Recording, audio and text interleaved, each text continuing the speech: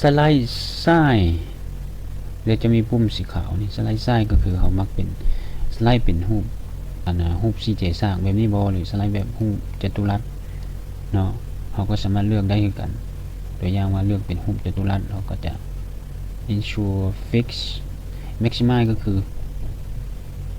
ปรับเนี่ยว่ามันเราปรับสไลด์เป็นรูปจัตุรัสหรือเขาปรับเป็นกลับคืนมาเป็นตัวสี่เหลี่ยมเนาะขึ้นกับว่าเขามักสไลด์เป็นแบบใดเนาะdesign idea นี่ก็จะเป็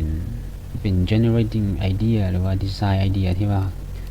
นอกเหนือจากที่เขามีนะจะมีรูปแบบดีไซน์ต่างๆที่เขาอยากได้หรือว่าที่เขาอาจจะมักเนาะอันนี้เขาก็เป็น design idea กดปิดปุ๊บเห็นป่ะได้อันแบบใหม่นะ apply to all คือกันนะเฮ็ดทุกอย่าง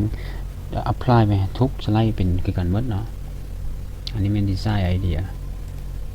ก็กลับคืนไปหา layout ที่ว่าเรามักกลับมาได้เนาะแนว design idea ตัวเมื่อกี้เราเบาแล้วเนาะเราจะมาเอาแบบเก่าบอกสิ